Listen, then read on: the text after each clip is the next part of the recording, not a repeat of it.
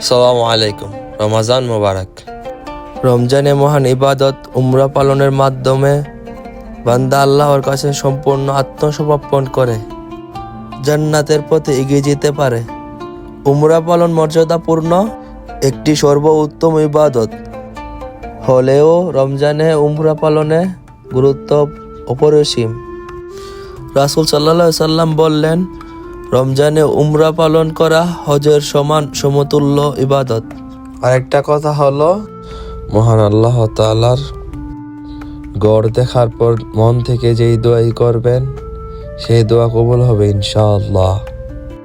রমজানে উমরা আদায় করা হজের সমান। এক বর্ণনা মতে রমজানে উমরা রাসূল সাল্লাল্লাহু আলাইহি সাল্লামের সঙ্গে হজ করা সমতুল্য।